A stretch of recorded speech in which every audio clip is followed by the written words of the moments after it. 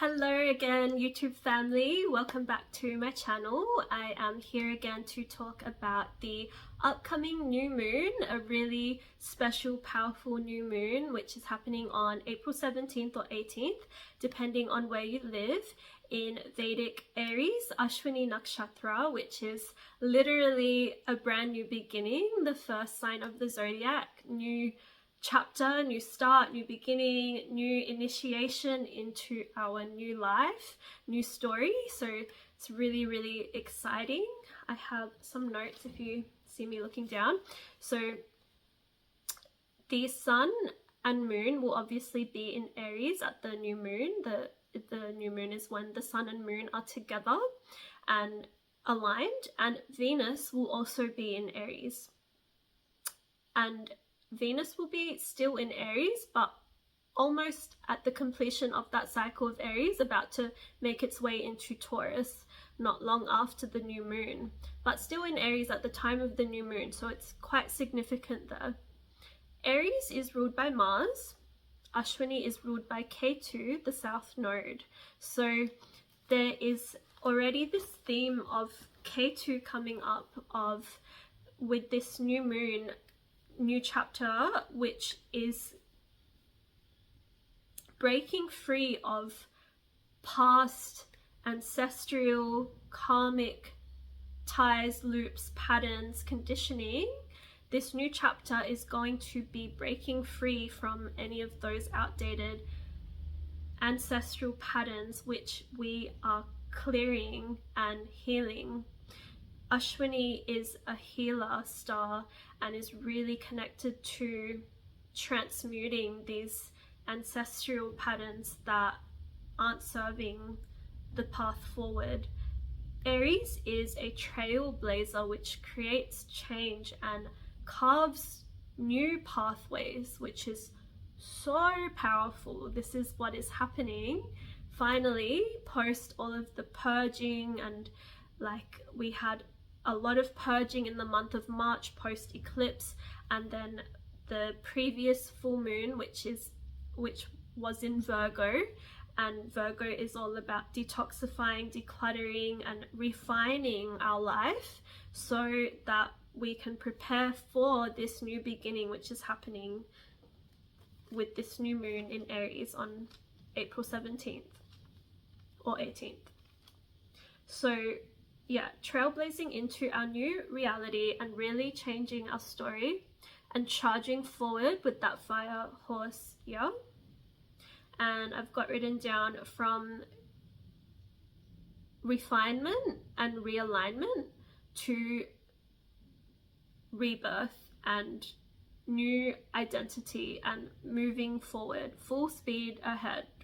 Ashwini is a really fast energy. This star just is like a trailblazer that moves so fast. It's very connected to the energies of the horse, and it's a fire horse here, and it's just like so double as much. It's just like really moving quickly and creating change, and it's not about, you know, taking your time to think things through.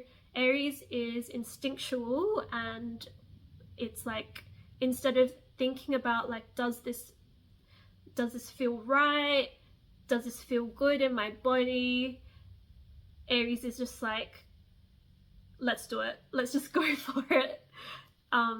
So yeah, it's just about trusting your instincts and your intuition, and like really fast healing can take place at the time of this new moon. And something I've got written down to ask yourself is, who are you who am I? Who are you when you stop overthinking, overanalyzing, criticizing, judging yourself? Who are you when you are coming from a place of truth and love and acceptance for yourself? Who are you really? There is a lot of energy of directness, boldness, honesty, assertiveness with your needs, your values, your desires. And Venus is also in Aries at the time of this new moon, so a lot of this energy can be felt towards relating with others. So really it comes down to putting yourself first without any guilt and in a really aligned and authentic place, and then yeah, taking the steps from there, like listening to your needs, putting yourself first, listening to your body and what feels right to you, and then going from there. So this is going to be a massive initiation into our new timeline, starting before you actually feel ready. So it may not actually feel quite right, but sometimes you need to just move forward anyways and be courageous. Starting anything new will never quite feel, you'll never quite feel prepared enough to start anything new. Sometimes you have to start before you feel ready. So yeah, with that Virgo energy of the full moon, it really wanted us to think about and analyze and really perfect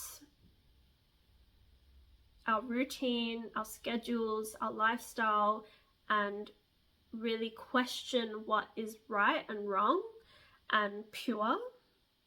But Aries is more so, does it instinctually feel integrated? Does it feel right? Does it feel like it is the next steps that you're supposed to take? And really trusting your own instincts and acting with confidence and courage. And choosing yourself unapologetically, taking really aligned instinctual actions, and yeah, just really trusting yourself. The Aries energy is like giving us the fiery, passionate courage and the desires, that like the ability to follow our desires and to really listen to ourselves. And yeah, it's just a really powerful energy. It's really interesting in this month of April, the ruler of Aries, being Mars, is going to be in Pisces from April 3rd onwards. And Pisces is a very feminine, flowy, intuitive, emotional sign, being in one of the most masculine signs of planets, of which is Mars, being the planet of our assertion, aggression, and the way that we move forward and take action. So this month it's really being highlighted to us the importance of being sometimes more intuitive and in our flow and following the intuitive guidance for us to take action and to really listening to our emotions and the feminine way.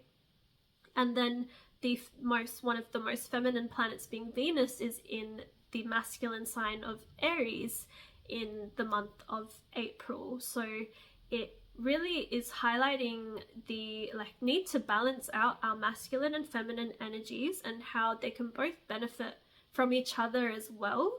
And when it comes to Venus, with the way that we relate with others and the way that we connect with love, with money, with self-love, with connection to any other relationship in our life as well, we need to also have that sense of putting ourselves first and having boundaries and being bold sometimes and passionate and going after our desires. Sometimes that is really good, and being confident in ourselves and assertive.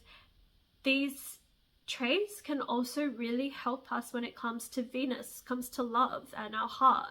And it is actually so essential for us to put ourselves first. So this Aries energy is bringing this new start, this new moon, this new beginning into our lives, where we are really honoring ourselves and we are listening to our bodies and we're feeling integrated, embodied, and putting ourselves first, and going after our desires, confidently, courageously, and going after what we love, but also balancing out that masculine and feminine energy, the intuition and the emotions, the sensitivity, the connection to spirit and consciousness, and like all of that beautiful flowy sensitive energy with also our instincts and taking action and being more integrated in our body and listening to our body, being more instinctual, being courageous, confident, and moving ahead quickly as well with the Ashwini energies. They both need to be in balance and in harmony, and they both work like together coherently, I think that's the word. Yeah, they both work together, so that's something to think about with this new moon, this new chapter, this new beginning, which the month of April is also the Temperance card in tarot, which is somewhere here. The Temperance is about that balance and that harmony that we are being called to really create. Venus, the planet of love, is also a planet which symbolizes like all to do with balance and harmony and peace, and how can we create more of that in our life? Like this new moon is going to ask us that, and the new moon is the time where it is the dark moon, where we can make space for ourselves to just really go within, to meditate, to create that space to hear whatever intuitive insights want to come up for us, and then set our intentions for what we would like for this new chapter in our life. Set intentions, do a little ritual for yourself. Like I really like to fast on the new moon day and really make space for this new beginning. But yeah, whatever you feel called to do, highly recommend connecting with nature, connecting with the fire element, especially with the Aries new moon, connecting with your ancestors as well. That's something I forgot to mention in the previous full moon as well, but this whole moon cycle chapter, there's big deep connection with our ancestors. Like the veil is still very thin, we're still like in between eclipse, like this eclipse portal, so there is like this strong connection to our ancestors. With Ashwini, it's because Ashwini is ruled by Ketu, which is really connected with our past lifetimes, if you believe in that, and definitely our ancestors.